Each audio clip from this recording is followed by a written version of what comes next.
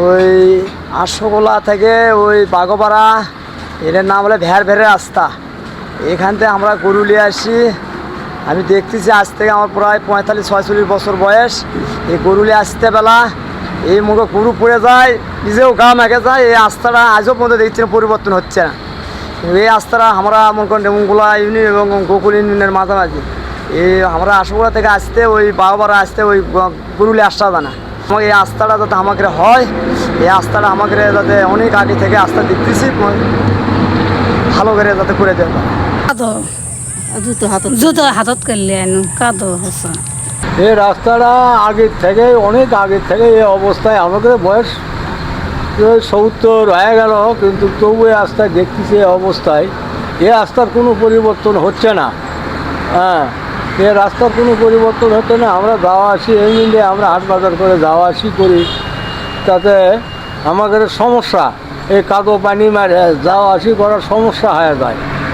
তাহলে এটা এই অবস্থায় থাকবি, এটা কি ঠিক হবি না? হ্যাঁ, এটা একটা কথা লয়। আমার নাম মোহাম্মদ মামুন রশিদ মামুন, আশোকলা মধ্যপাড়া আমার বাসা। আমার বয়স হচ্ছে 43 বছর। আমি 43 বছর বয়স থেকে আমি দেখতেছি গোকুল ইউনিয়ন আর নঙ্গলা ইউনিয়ন পাশাপাশি যে মধ্যস্থল যে জায়গাটা, সেটা হচ্ছে ভেড়ের যে রাস্তা। এই রাস্তা বিগত কয়েক বছর ধরে দেখতেছি যে শুধু মাটি কাটে আবার ভাঙ্গে যায়, এন্দুরে নষ্ট করে, তারপরে ওই যে জমিওয়ালারা কাটে ফেলে দেওয়ার পর থেকে তারপর পানি ওঠে, এসে হওয়ার পর আমরা চলাফেরা করতে পারি না। আমাকে ছাত্র মেয়েরা ছেলেরা ওখানে লেখাপড়া করে যাতে শহরেও যাতায়াত করতে পারে না। তা আমাদের দাবি যে অতি দ্রুত যাতে পিচ ঢালাই বা ঢালাই রাস্তা করা হোক, এটা আমাদের জোর দাবি। জুতো হাতত করলে হাঁটে পারেন কাদোতে, কাপড় চোপড় আলোক করে হাঁটে খুবই কাদা। কোন পাড়া আপনার বাসা? আমার বাড়ি আশা করলাম মধ্যপাড়া। আসসালামু আলাইকুম, আমার নাম মোহাম্মদ আবু বকর সিদ্দিক। আমার বাসা হচ্ছে আশাকোলা পূর্ব শাহপাড়া। আমাদের বাসা হচ্ছে নঙ্গলা ইউনিয়নে, আর এটা হচ্ছে গোকুল ইউনিয়নের মধ্যে পড়ছে। এই রাস্তাটা এমন বেহাল দশা। আমাদের বয়স হচ্ছে 20 বছর। 20 বছরে এই রাস্তার কোনো অবনতি আমরা দেখতে পাচ্ছি না।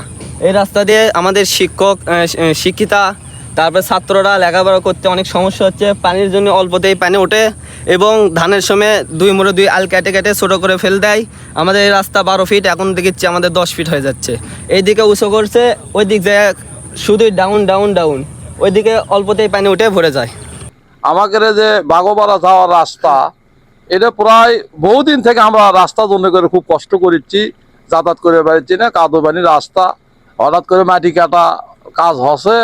এখন ঘটনা যেটা পিচ ঢালাই করলে আমাদের গ্রামবাসীর পক্ষে সুবিধে। আমাদের ছাত্রছাত্রী স্কুলে থাকে বাগোপাড়া পরে, এরা যাতে লেখাপড়া করতে পারে, ছাত্রছাত্রীর সমস্যা যাতে না হয়।